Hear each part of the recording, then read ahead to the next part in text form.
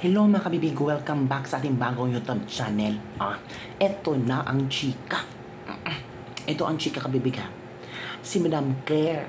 Kung akala ni Madam Claire, walang siyang katapat sa pagiging chismosang praglets. Nako, eto na. Si Miss Malotikia. Siya ang katapat ni Claire Castro.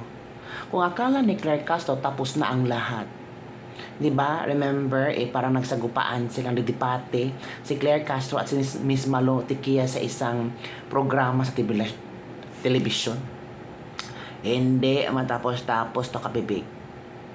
Pati si Atty. Luana Guanzon, gusto niya makatapat din si Claire Castro. Ang tanong, Claire Castro, katulad kanin ba ni BBM, ang amo mo, natakot din harapin ang katotohanan at alam mong mapapahiya ka. Kaya pwedeng isagot mo, wala akong pake. Paulit-ulit at inuulit-ulit kong wala akong pake.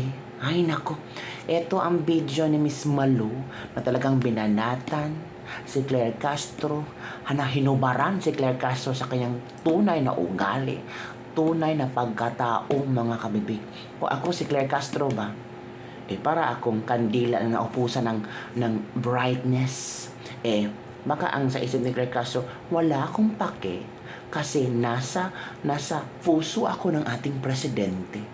Dahil, isipin mo, sino bang nagbabayad sa'yo?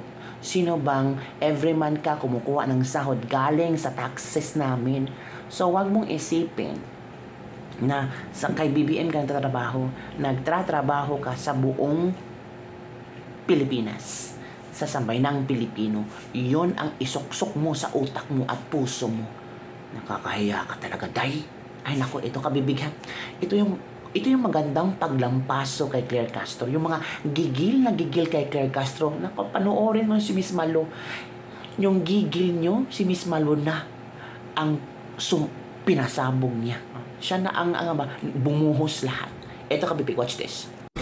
Sinabi ko sa kanya, kumuha ka ng Coms 101, sender, noise, receiver. Siya ang sender, siya rin ang noise. Kaya yung receiver, hindi maintindihan yung sinasabi niya.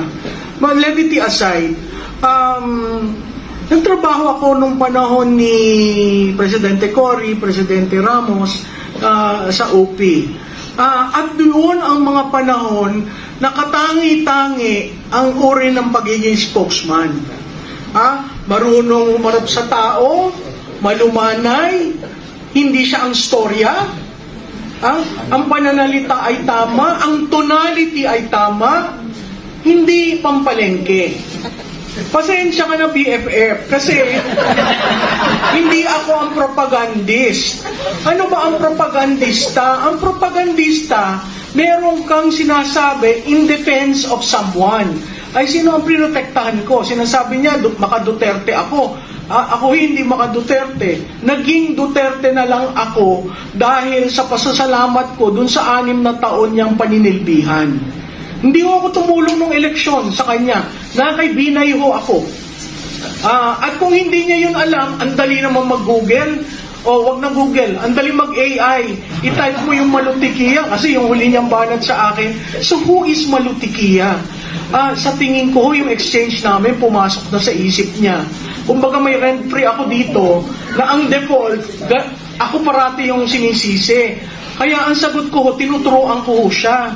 Pumunta kayo dun sa meta page ko, meron ako dyan. How to be a spokesman. What is a propagandist? Anong mali sa ginawa mo? Kasi mukhang wala naman nagturo sa kanya. Mukhang pinili lang siya. At ang balita ko, dala siya ni Bersamin. Mukhang pinili lang siya dahil estudyante sa UST. Pinili lang siya. At ang default niya, sisihin ng Duterte. Saan ka naman nakakita ng spokesman na ganon? Diba? Si Duterte na nasa dahig, sisisihin mo. May narinig ka ba dito sa amin na nagpropaganda kami para kay Duterte? Ito'y partido niya. Pero simula na nagsimula tayo, walang nagbabanggit na ang mga Duterte magagaling. Walang ganon. Pero siya, ganon. Ang ina-address ko sa mainstream media, pag kayo nagtanong ng tanong, siguraduhin niyang sagutin niya. Kasi kasama kayo sa propaganda.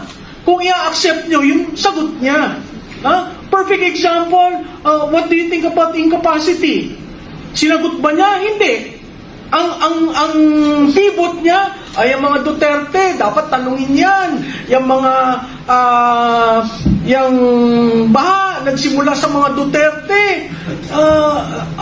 Kaya nung tinatanong ko siya sa datos, hindi nga siya spokesman, ang pangalan niya Press Information Officer.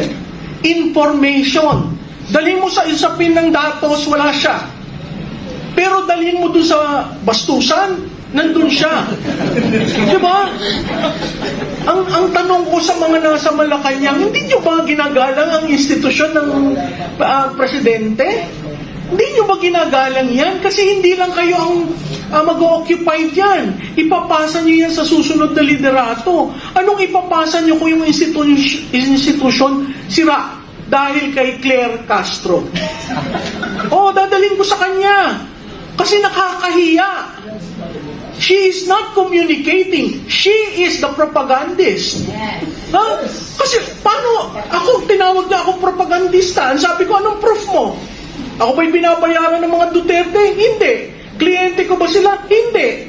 Kaya nga ang sinabi ko, ako'y Pilipino, mahal ko ang bansa ko, magkokomentaryo ako. Hanggat ikulong ako ni John Vic Remulla.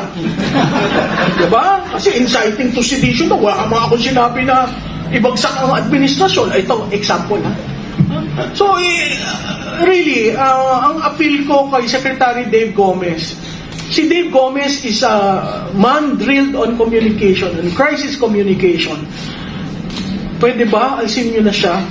Kasi kung gusto nyo makabawi ang Pangulo sa tiwala, yung trust rating, trinap namin yan. Simula ba nung naging spokesperson siya, ano ang trust rating ng presidente? Dumadaos-os. Partially because of her. Tapos yan ang magiging bridge mo sa various audience to explain a policy, a program, what is happening. Kaya yun yung mga beat reporter sa Malacanang, natutuwa ako dahil maanghang lang na magtanong. Ikaw, ito bang approach mo? Alam ni Presidente, kay Ivan Mayrina ng GMA7, saludo ako sa'yo, tinanong mo. Anong sinagot? At a-accept niyo yun as gospel truth? Nakakahiya naman po dahil ang institusyon ng presidente, hindi lamang kayo ang mag-o-occupy niyan. Sum total ng lahat ng naging presidente. At kung titingnan niyo yung mga spokesperson ng previous president, napakagagaling, malumanay, hindi sila ang unang mapikon. O dun sa exchange namin, sabi ko nga, mahina ito eh. Maglagay ka ng trap, kinakagat. Diba? Ilang beses ako nag-trap. Kaya alam kong hindi marunong sa messaging, hindi marunong sa comms, kasi kagat siya ng kagat. Tapos ang depensa niya, sarili na niya. Diba? Bakit sarili mo? Hindi ba yung principal mo dapat ang dinidepensahan mo?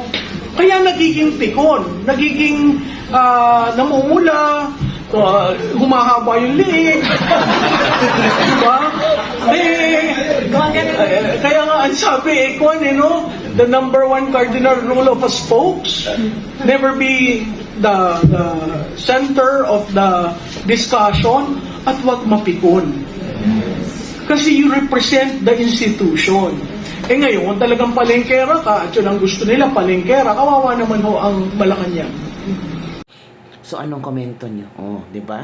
Parang, ang relieve ka, bibis ng aking damdamin ngayon na nakita ko si Miss Malu na talagang grabe ang kanyang reaction kay Claire Castro.